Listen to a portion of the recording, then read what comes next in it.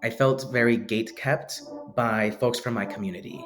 And it was very disheartening because I'm like, whoa, at least I'm under not only say the impression, but my values and my ethics are how do I uplift the folks around me, specifically people who come from my demographic, even if they might have not a lot of experience, but like we all deserve a chance to try something and quote unquote fail. Like we all need to be able to have that opportunity. And so it was just disheartening.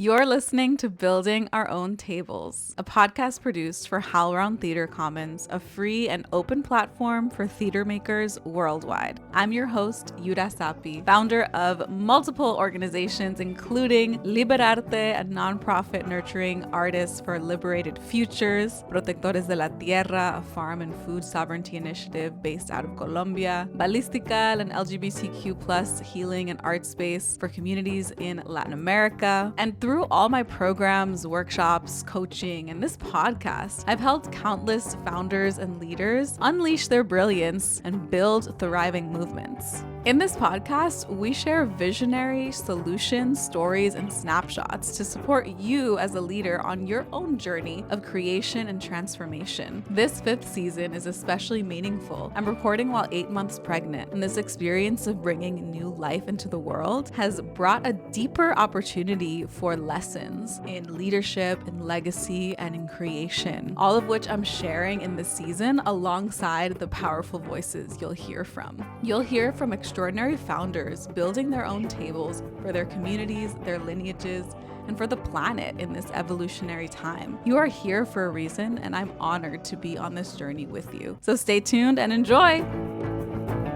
And you'll see just how free our world can truly be. Welcome to the Building Our Own Tables podcast, pulling up a seat to our liberation. Today I'm joined by Réal Vargas Alanis of In the Margin. Welcome. Thank you so much for being with us today. Well, thank you so much for having me. I'm really excited to be here.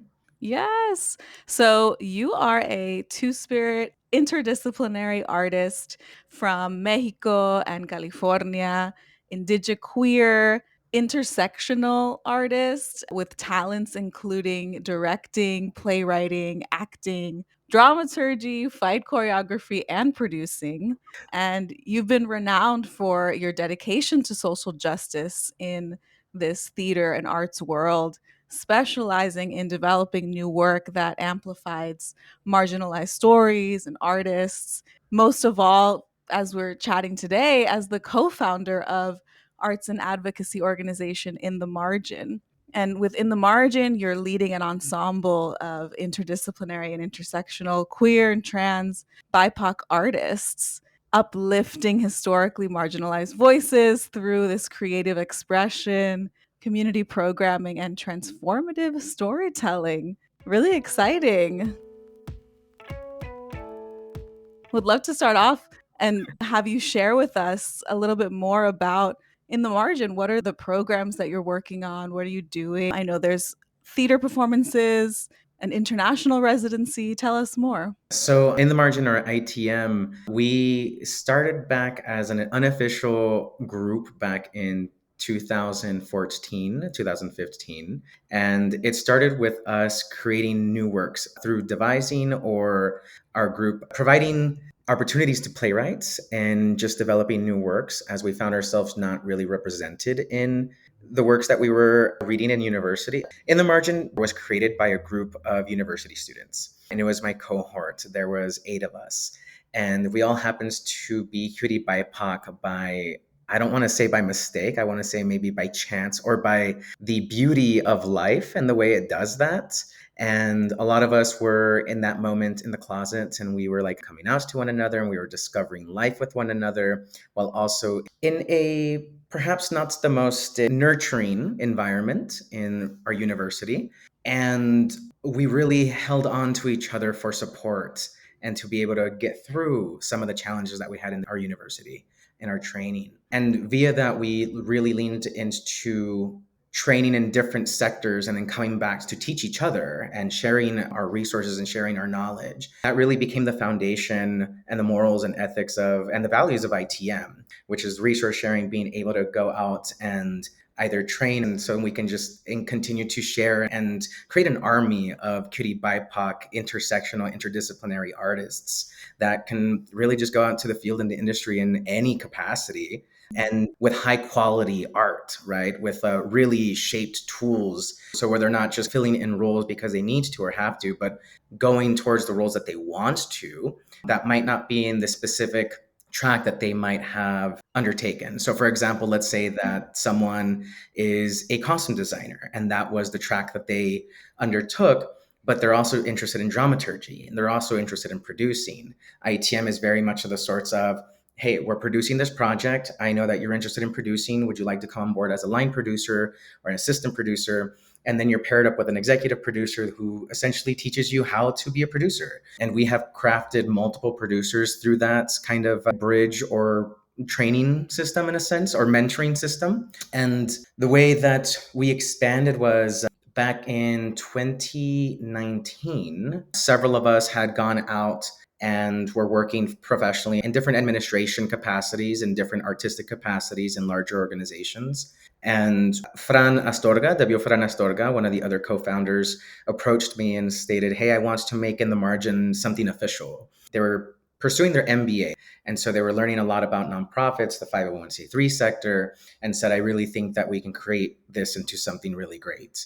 And we were on a drive to see Robin in concert in Oakland. And I had a contract with OSF, the Oregon Shakespeare Festival, and it started the day after. So it was like I needed to go to the concert, not needed to, but I wanted to go to this concert, and then immediately afterwards drive back, grab them back, and take off to the airport so that I can take off to Oregon. And on the drive, it was this 2 hour long drive there and 2 hour drive back. It was just business planning and scheming and dreaming, I should say, just dreaming big.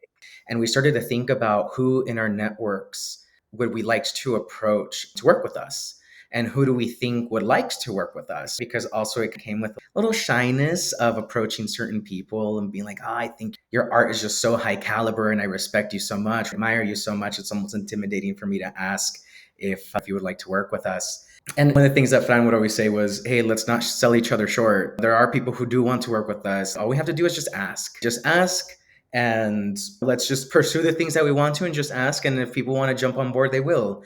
And we quickly learned that there are a lot of people out there who shared our values. And as I continued to work at the Oregon Shakespeare Festival, I met a lot of folks. This was in my early 20s. And I met a lot of folks around my age range slash emerging artists that I recognized that their talent was like, I know y'all are about to be like some of the next big names. Like I see it. It's just the talent is just gushing out of you. And so I essentially started recruiting, but like it started with befriending people and just getting to know their work and what are their goals, what are the things that they want to accomplish.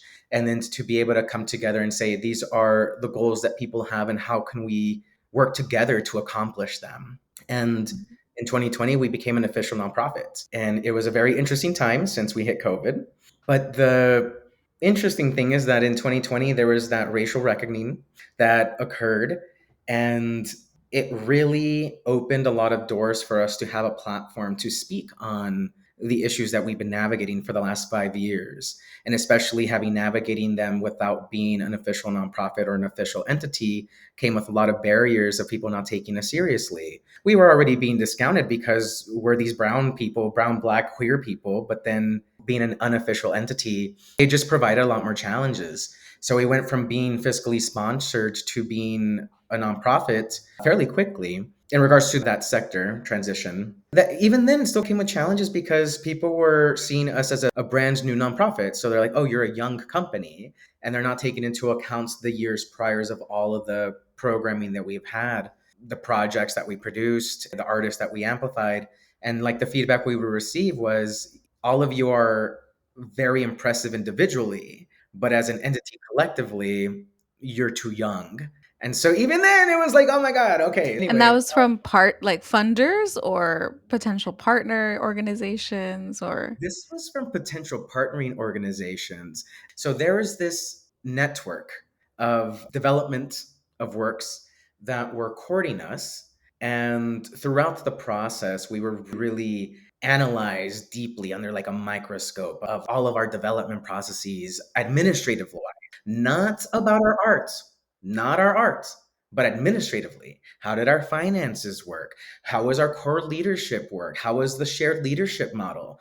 And because it was an administration level or something organizational that they did not understand, it was this thing that they just couldn't comprehend. It was like cognitive dissonance. And so, we have people who work for Warner Brothers. We have people who work in our ensemble, and we have people who work for Disney. We have people who work at OSF on Broadway. And so then the feedback we receive is, individually, you're impressive, but as an entity, it's interesting because a lot of our administrators also work in different large institutions as administrators as well. and that was 6 years ago or 5 or Yeah, about 5 years. how do But you even feel on then, that now? it was something that was eye-opening because there was some feedback slash things that we heard that came from folks that were also part of our ethnic demographic. And so it really showcased, oh wow, not everyone who comes from our background is actually set out to elevate one another. And it was one of the major feelings of, I don't want to say gatekeeping. I felt very gate kept by folks from my community. And it was very disheartening because I'm like, whoa, at least I'm under not only say the impression, but my values and my ethics are, how do I uplift the folks around me, specifically people who come from my demographic, even if they might have not a lot of experience, but like, we all deserve a chance to try something and quote unquote fail. Like, we all need to be able to have that opportunity. And so it was just disheartening to be like, oh, there's this someone who has a position of power that's Latina or Latino, and he's really perpetuating a lot of barriers, or these people are perpetuating a lot of barriers for folks who've worked with you directly. But you persisted. Where are you at now? Here's the thing, like, even with some of those quote unquote barriers or challenges, with the equal people who didn't want to work with us, of course, there were the people who really wanted to work with us, right? So there were people who, towards the beginning of our freshly established nonprofit, we were brought on a lot as consultations or consultants for EDIA, or MEDIA, as we would call it, or still do, multicultural equity, diversity, inclusion, and accessibility. We think multiculturalism is a big component and factor within our way of navigating within our organizations and life. And so we were brought in a lot to just have discussions, and we had a lot of curriculum to teach organizations what does it look like to be either trauma informed and or really honing into your media values within your entire organization that then seeps through other sectors of production and whatnot. Via that, we also produced a lot of new works festivals. So back in 2021, we produced the New American Theater Festival in combination with B Street Theater and partly funded by the National New Play Network, and also supported by 22 different organizations that we were able to do just some partnership building that provided a lot of in-kind support and resources. And this is also the thing, is that we wouldn't be able to do a lot of the works that we do if it weren't for our community partners. We have a lot of other nonprofits and theaters and arts organizations that really just show up and provide what they can, right? It might not be monetary, but if they have space, they can provide some space. We've had people like provide food, and that's really important, right? To keep people fed and whatnot. And the New American Theater Festival, we commissioned 12 playwrights, and it was 10 new works. We hired over 100 and something artists during the quarantine, which was a very ambitious and hard thing, but it was great, where we did this multimedia sector where we really honed in on the hybrid presentation model of streaming online, but also being in person and working with online forums. We produced Braided in 2022 as a co-production with Theater of Yugen and Cal Shakes, which is now closed, unfortunately, but also in the spirit of collaborating and uplifting one another and surviving during this time period of uncertainty in our industry. We just did a international residency last year called IT Mexico, or in the Mexico, where we commissioned 7 artists to come in residency for 10 days in my hometown of Celaya, Michoacan, just to create in liberty. I just wanted people to be inspired. And there's a lot of things in the US right now where we can't even wear our feathers because we can get arrested. And so I wanted people to just be able to breathe and dance and see culture and create and be inspired. And this September, September 18th, we're going to hold a series of stage readings that are going to feature some of that work that was commissioned in San Rafael in combination with Alternative Theater Ensemble via their Creative Youth Development Program, where we are hiring emerging artists from the ages of 18 to 24 and pairing them with mentor artists that can really bridge them into the professional industry. Yeah, we do a lot of training programs and a lot of how do we get people into the industry? How do we, whether that is age wise and not just youth, but also elders. And we also think about like intergenerational work. I've been able to get elders commissioned. I got an elder, a Purepecha elder. I got them a legacy award, a culture bearer award. I was able to assist in grant writing and things like that. A lot of my views or values comes from uplifting and resource sharing because we all bring something. I love that. Yeah.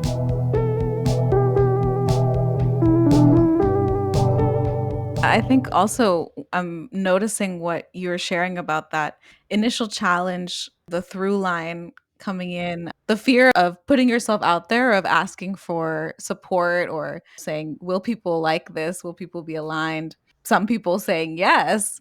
And then also the truth of some people may say no. But this reminds me of a lesson one of my mentors taught me on the power of being a magnet, where the stronger you repel, the stronger you attract. The stronger you attract, the stronger you repel. And actually, it is better to really dive in, focus on what it is that you are, what it is that you want, what are your values, what are you looking to do, who are you, and attract in that way much more deeply those who are aligned.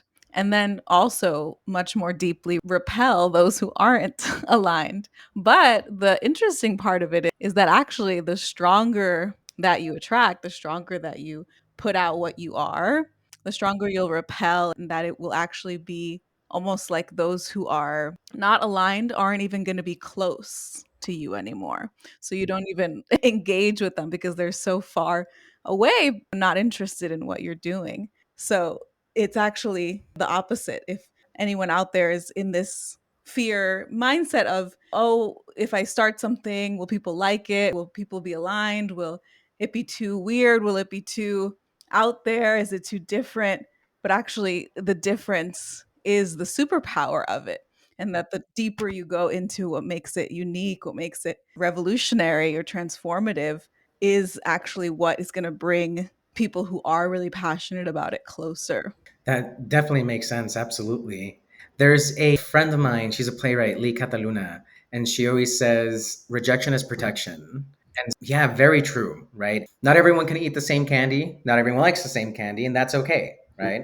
I love chocolate. Not everyone likes chocolate. But you're correct, and your mentor is correct. The people that are going to align with you are the ones who are really going to be attracted and want to work with you. They're the ones who are going to say, let's scheme together and let's figure out how we can take over the world. Mahaha. You're But yeah, scheming and dreaming. exactly. The big scheming and dreaming. That's what it's about, right? That's what it's about. And being able to uplift each other to be able to implement and execute that scheme and that dream. What would you say liberation looks like or feels like for you in this moment? I think liberation in this moment is the freedom artistically. I think it's the freedom to create. That's one of the reasons why I was inspired to craft this residency. It was a pilot residency. I hope it can continue. But I was inspired by other residencies, right? Which is you are provided funds, space, time, and a lot of support because I do a lot of producing. I'm also a producer and I do a lot of self producing and a lot of producing to amplify, but after a while can be very exhausting. and you're a producer, right? There's so many logistics and so many things that go into it that, yeah, I like doing it, I can do it, and etc.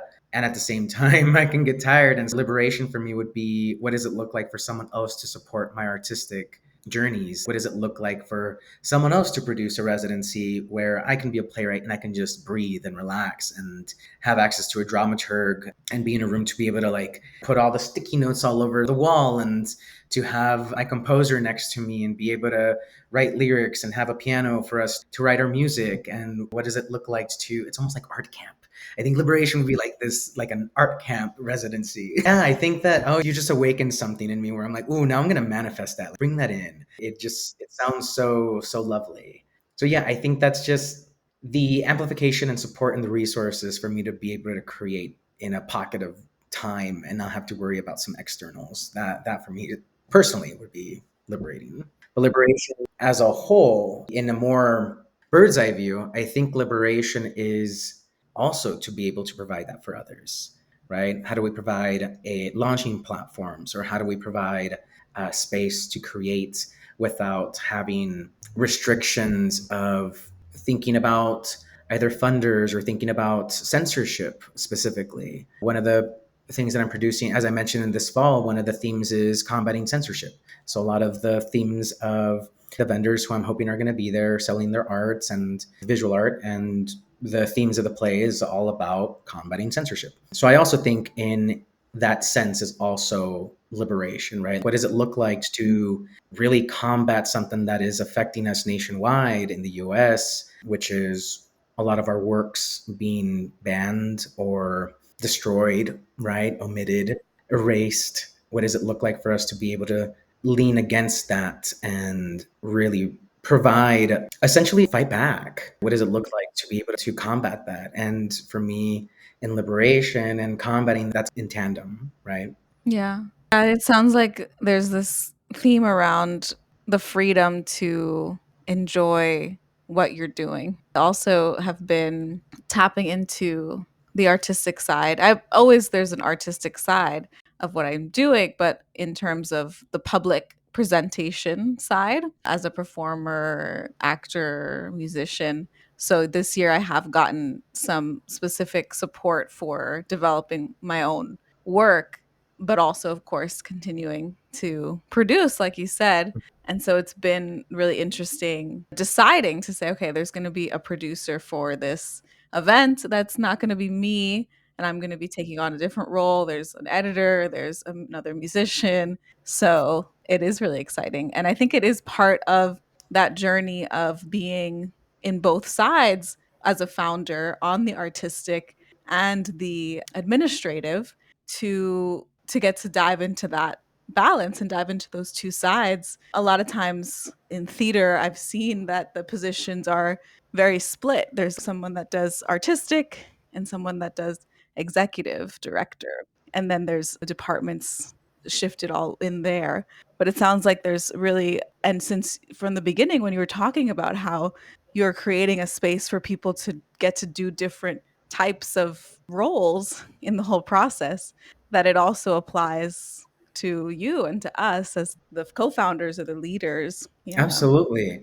And oh, there's so many things that you just said right now that I'm like, in regards to joy, I'll start there. That's something that I say in my rehearsal room a lot. And that's something I want to lean into always is joy. Oh my God, our lives are so hard, right? The things around us are so hard, and the things that we're encountering and navigating. And so when we go into the rehearsal room, something that I want folks to feel is I want them to feel excited to go in there and it be one of their highlights of their day.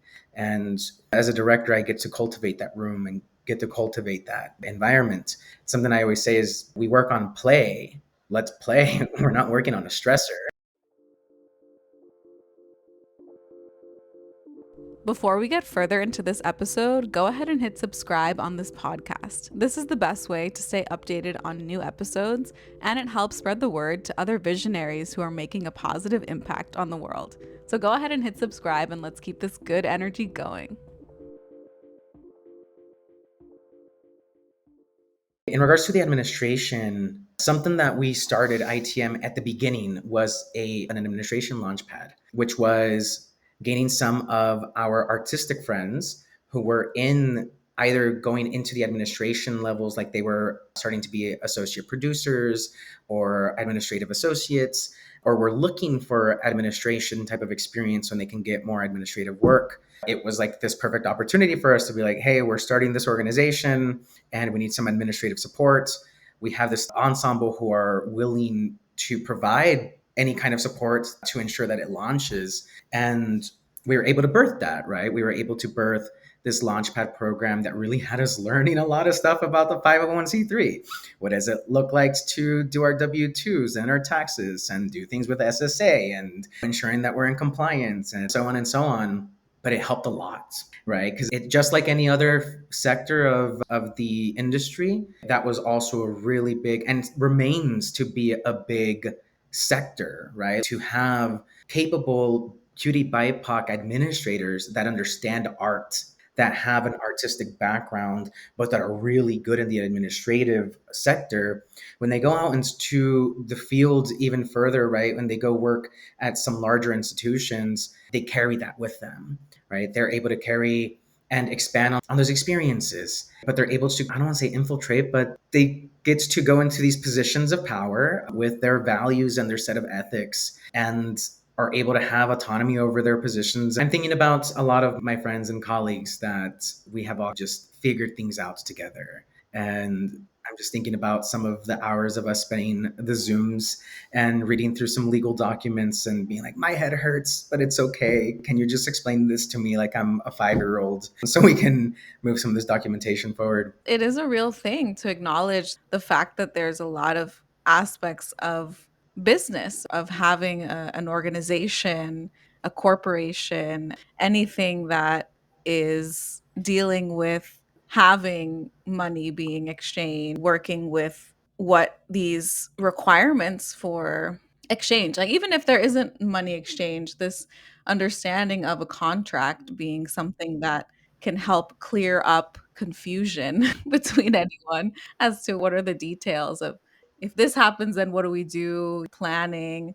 And so there can be a lot of, I would say, a lot of freedom and liberation in feeling confident about these different areas. So when it comes to legal, to contracts, to grant writing, to navigating the field of funding, to marketing, and to knowing online social media and ways to get people to know about your work in this way, to finance, to knowing how to track what's coming in and out and correctly report it. And so I do think that you're right, that these are skills that are transferable for anyone doing anything otherwise, like even as an artist individually, your own fundraising, finance, marketing of what you might do and producing your own work. And when it comes to this title of the podcast, building our own tables, these tables need to have these systems in place and these foundations so that we can keep growing, so that we can keep being able to grow our footprint in these spaces around the world. So it does make sense that having a safe place to experiment, to learn in a culturally community affirming kind of situation, it is very helpful to then go on out into other spaces and take that information, take those experiences and keep moving on them. Yeah. Um, And then opening the doors for people, right? yeah. And something that you mentioned about producing is it's an art within itself, of course. It's like not a lot of people can do that. Not a lot of people can build their own table. Not a lot of people can create and manifest and execute and make it come to life. So there's people as yourself, right? It's like you're creating this entire platform to elevate others. And that's not easy, right? So that's a skill and art within itself. And I think that's powerful. I think that's also very liberating because we provide that liberation for others, but we provide it for ourselves as producers because we're like, what do I want to do? And here's my concept, here's my idea. Now let me do it. And it's again, it's not easy, but we have that ability to be able to create that. Where do you think that knowing or that confidence in being able to say yes to that call when it comes to you? the ability to manifest. When an idea comes and you just decide to say, I'm going to do it. Where do you think that comes from for you? So I'm thinking of this residency, right? IT Mexico. I had the idea for a couple months. And then as I interviewed for other residencies, it was just itching at me and itching at me. And to have had an experience with other residencies and having, in regards to where the confidence comes from, to be able to say, I know I can do it, or to be able to so confidently be able to say, okay, here's the way I'm going to accomplish it. Honestly, I think it comes from my parents, like way back in the day, because they used to be party planners and party organizers. So my dad was a DJ and my mom was a dancer. She also taught quinceañeras, like the el vals. So, she was a choreographer, and we also planned a lot of parties. So she was a coordinator. And so it was also seeing not just her work with other people and her clients, but also seeing the way that both my parents would work to create our birthday parties or New Year's. In our apartment complex where we used to live in my childhood, there was this community center and they had a hall and you can rent it for free. You just had to book it. It's a community hall, so you can do whatever. You can have a party, a gathering. And so since my dad was a DJ, he had his DJ lights, he had his system. My mom also cooks. So then she had her like friends who were also cooks.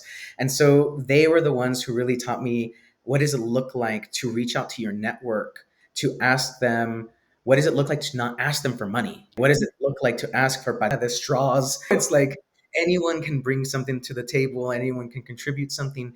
And if you don't have something, at least bring yourself, because you can come dance and party it up with us. It's not a party if we don't have guests.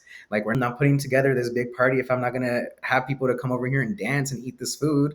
So even if you don't have something, yes, you do. You have yourself. And that's how I approach producing. Let's throw a party, right? Who can bring the chairs? Who can bring the tables? Who can have the tablecloths?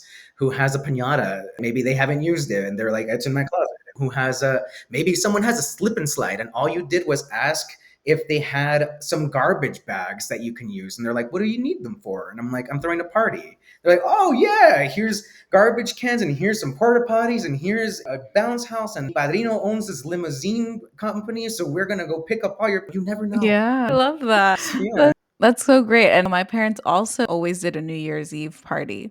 So I wonder if that also could be where that comes from you Right. The too. coordination, like, Yeah. The hosting, the taking on of that role to create that environment where people can experience joy.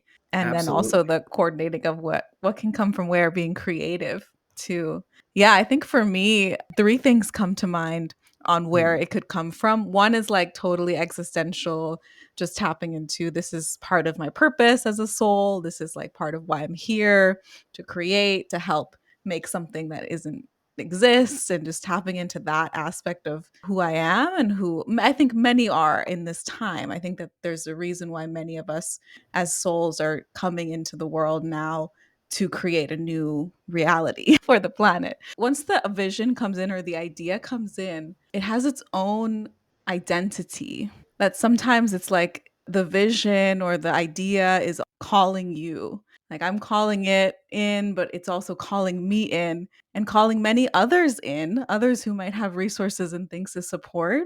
So last year we brought a music group from Colombia for a US tour, and it was an idea, it was a big idea to have basically 10 people get their artist visas from Colombia, a rural, remote area of people who normally it could be really hard to get visas like that. And also just produce this kind of huge tour basically. That was like 2 months of traveling and getting to connect. But it did feel like it was something that needed to happen, that it was an event, it was an experience, a moment in time that was also being asked to be brought in. And so just stepping into that role of a steward for it and asking a lot of people for help and what people could do and ideas. And yeah, it ended up being a lot of that, a lot of gathering and coordinating a lot of other people and organizations to help make it happen. We had a moment where the US Embassy in Bogota, in Colombia, was taking a bit too long on the visa stamping of the passports. They already were approved, but it was taking a long time to stamp them, and they needed to come already to come to the US. And so then we had to like figure out what we could do there, talk to some of our government representatives, ask them to send a notice in, called someone else who had ideas, did some energetic work to help move things along. And yeah, so it worked out in the end because it was this sense, I feel that it was what also was wanting to be created in a cosmic way and in an energetic way of everybody involved making it happen. I agree. I agree. It takes on its own identity, it starts to unravel itself. And it's also a key thing to be flexible and being able to say yes to the way it wants to shape itself. We might have, like you mentioned, we have the vision and we're executing the vision. And as it's coming to life, it's going to ask different things of us that might not align. It's like our child, right? It's going to ask different things of us that might not have aligned with what we thought it was either going to be or what we wanted it to be or what we hoped. And sometimes it's even better than we thought, or sometimes it's really rough, but you've learned so much. And sometimes it can be really rough, but it was an exciting thing for someone. It was like the most incredible thing. And you're like, oh, this is why I do what I do. And this is why I was able to, this is why, like you mentioned, this is why the project existed, I love producing. that. When it comes to how you define success, what does success look like for your table and how has that definition evolved over time? I think that's our biggest strength is being able to pivot with things. I think that is one of our, as time grows and as time continues to change, it's reassessing where we are. But one of the things that the core leaders like to do is we come together to talk about where are we currently? Where are we currently in life? Where are we currently in our careers? Usually administrative and then also artistically. And what are our goals slash dream projects? Because then having this information, we're able to then establish, do I need to step down from a core leadership or administration level position and go into the ensemble until I'm ready to step up again? Or what does it look like for us to, for me to remove some responsibilities or bring on another person? Or what does it look like if our programming just no longer aligns with what we're creating? For example, at one point we used to be called In the Margin Theater Company. And now we're no longer called In the Margin Theater Company because we don't just do theater. We're an arts and service organization because we provide services in different capacities, such as we have done labor rights workshops for workers in canneries and whatnot, just provided free workshops. Our teaching artists just created a lot of curriculum. We went into different places and coordinated having people in like their front yard and just really teaching them how to protect themselves and whatnot. Just one example, right? But we also acknowledge that we have activists and community organizers that intersect with the things that we do. And we are able to utilize our artistic skill sets with our community organizing and vice versa. And there are people who do augmented reality, virtual reality, film, television, commercials, visual art. We have beaters, we have artisans, we have visual artists, we have muralists. And there was just a moment where this no longer serves us. In the Margin Theater Company no longer serves us. It did. Mm. It really did. And we can appreciate it and love it and say thank you so much because it's not dying. It's just transitioning. It's to meet the current needs, to meet the current needs of its members and its leaders and where it wants to go. And that is okay. And there is this big consensus that we know things are going to change. They're not going to stay the same from when it was founded, from when it was conceptualized. And that's okay. As long as we stick to our values and our ethics and our morals, the mission and the vision of the company, as long as we stick to those, the way that we're able to present or execute that mission and that vision can look like many different things. And so I think that's one of the biggest strengths of our organization and the way that it continues to evolve. And I'm excited for its continued growth, right? Yeah. What are you dreaming into being right now? What's the future that you're all building toward? Right now, we're looking at a self directed worker nonprofit. And it's a bit of a combination of a somewhat traditional nonprofit structure. So I'm like a core leader of artistic vision, and we have a core leader of technical innovation. So it's like the core leaders plus our respective domain or expertise. But we all have autonomy of the organization, we all have autonomy in making decisions. And so the way that I see it evolve, because it's already happening, is it's becoming a project based organization, which is as a way of survival, we can no longer be a day to day operational organization. And I think a lot of smaller organizations are encountering that as well. And so we understand that. And we understand that we have limited amount of hours for operational and overhead costs. But when it comes to projects, this is where the conversations are very important of what are you currently thinking of or leaning towards and whatnot. And two different things. One of them is the big asset is that the core leaders are all producers. And so when it comes to them having their own idea of a project, they know how to execute it. And so they know how to apply for funding or get funding and create that project. And the thing is that when they create that project, they hire within. So we hire within ITM. And then if we don't have the talent or the tool sets or skill sets or whatnots to cover the certain roles, then we expand externally from our affiliates and then our community partners and then more general, but we want to keep the relationships going. But so the way that I see it developing is to really give the core leadership that autonomy to be able to pursue their own projects and create a system to where the ensemble can pitch their projects, to be able to have an assistant from a producer, or if they're able to onboard their own producer, have a process that allows them to also have autonomy to create and rather utilize our nonprofit as it's not a sponsor because we're not serving as a fiscal sponsor, but it's almost taking an inspiration of a fiscal sponsorship model, right? Where an artist comes in with their project and then the organization navigates the operational finances, et cetera, et cetera. So we're inspired by that. It really leads to high morale because people are feeling satisfied. They're feeling artistically satisfied because we're getting to work and amplify the works that they want to do. Yeah, I love that. I think that makes a lot of sense. And I'm also really interested in diving into these options. We've started with people who have come to me and say, working on this project, can you fiscally sponsor as Liberarte? And I always say, we're not ready to do that yet, but actually, there's maybe a deeper partnership that can come through where we have all these other resources too that traditional fiscal sponsorship isn't doing that, isn't just saying, okay, let me take a percentage of what you raise and then be your fiscal sponsor for donations. But what does it mean to say, okay, let's make this one of the programs, one of the projects that we're doing? We're supporting a film in particular that talks about immigration through a kind of metaphor of being in space and things like this. And there's also other things that we have access to, folks who are at public universities in New York City who get paid internships and are partnered with us, specifically in film and media, actually. So it's like a perfect connection to say, we have this access. Let's bring this into this project. We currently have a partnership with Dominican University of California, and they tend to have fellows or assistants that are students, but they might not have a theater program, but they have some theater classes that are able to.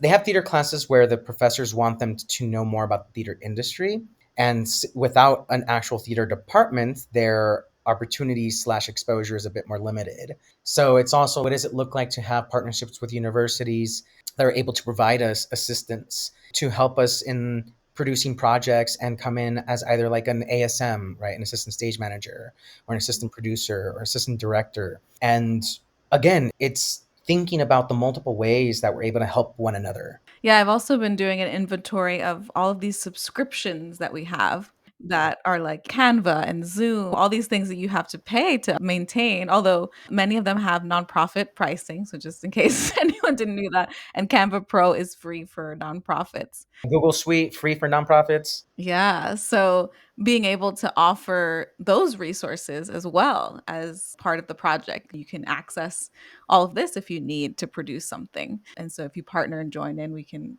provide all of these things that maybe it's not necessarily the funding per se, but it is something that you would have had to pay for otherwise, or there's another option there that we didn't think about yet. From the beginning, when you shared about this like early feedback of saying everybody's doing really well individually, but the organization is new and what are you doing? But now it's like we've done all these things as an organization and it helps everybody individually. So it Yes, seems like, exactly. yeah, beautiful circle closing there. Yes, you're so right. You're so right. What started off as our biggest critique became our biggest strength.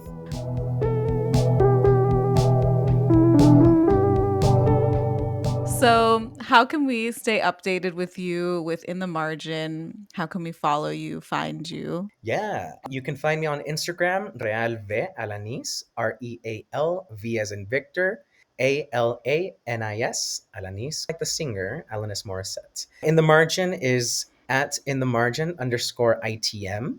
Our website is also inthemargin.org. My website is realvalanis.com. I also work for Alternative Theater Ensemble as an ensemble member, which is very similar to core leadership structure. And I'd be more than happy to see how we can all help each other out because that's what we need at the moment. We need a community. Beautiful. Thank you so much, Real, in the margin. This has been so lovely to connect.